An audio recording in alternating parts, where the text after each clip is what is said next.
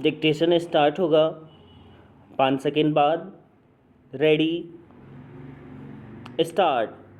America जिस तरह बीते कुछ दिनों से ईरान को चेतावनी देने के साथ ही उसकी घेरेबंदी कर रहा था, उससे ऐसा लगता था कि उसका उद्देश्य उससे वार्ता कर उसे इसके लिए बाध्य करना भर है कि वह अपने परमाणु कार्यक्रम का परित्याग कर दे।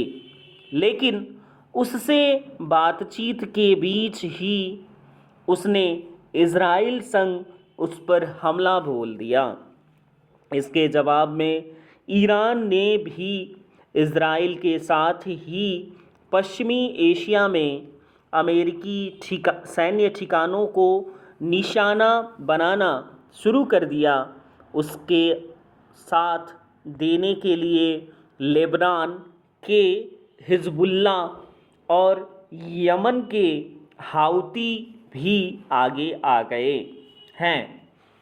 इसका परिणाम ईरान पर इज़राइल एवं अमेरिका के हमले और तेज होने के रूप में ही सामने आएगा। इससे आपसी मतभेदों के दौर से गुजर रहे अरब जगत के साथ साथ पश्चिम एशिया और अस्थिर तो होगा ही, तेल के दाम भी बढ़ सकते हैं। इसके साथ ही विश्व शांति के लिए और गहरा संकट पैदा हो सकता है।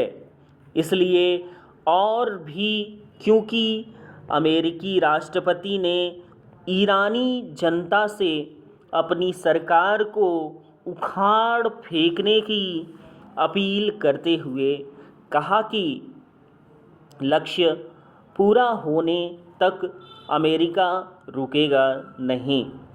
ट्रंप का लक्ष्य केवल ईरान के परमाणु हथियार बनाने वाले तंत्र को ध्वस्त करना ही नहीं, बल्कि वहां सत्ता परिवर्तन करना भी है। इसलिए ईरान के सर्वोच्च नेता खमैनी के आवास पर भी हमले किए गए। यह जंग ऐसे समय शुरू हुई है जब रूस यूक्रेन युद्ध 4 साल बाद भी जारी है और पिछले दिनों अफ़गानिस्तान एवं पाकिस्तान में भी युद्ध छिड़ गया। Paragraph change. इज़राइल, अमेरिका और ईरान के बीच का सैन्य संघर्ष कहीं अधिक व्यापक असर वाला हो सकता है। इससे भारत भी प्रभावित होगा।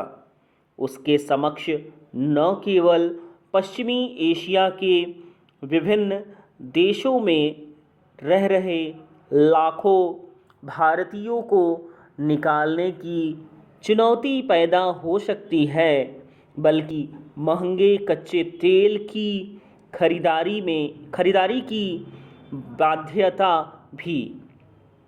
यह भी तय है कि इस जंग में वह किसी भी पक्ष के साथ खड़ा नहीं दिखना चाहेगा। निस्संदेह इज़राइल और अमेरिका की सैन्य शक्ति के मुकाबले ईरान की सैन्य क्षमता कमज़ोर है और वह आर्थिक रूप से भी पस्त है। पर इसकी अनदेखी न की जाए कि पिछले वर्ष जून में भी इन दोनों देशों ने ईरान पर हमला बोला था, लेकिन वे न तो उसके परमाणु ठिकानों को पूरी तरह नष्ट कर सके और न ही वहां सत्ता परिवर्तन कर सकें। कहना कठिन है कि इस बार क्या होगा।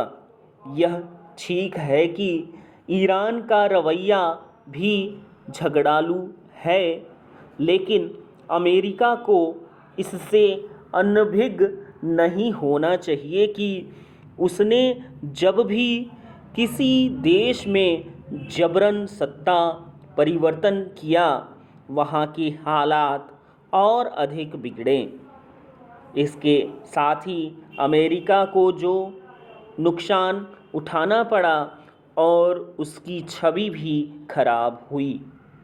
ट्रंप भले ही अपने को शांति का राष्ट्रपति कहते हों, लेकिन अब तक का उनका आचरण अशांति और अस्थिरता फैलाने वाला ही रहा है। विराम।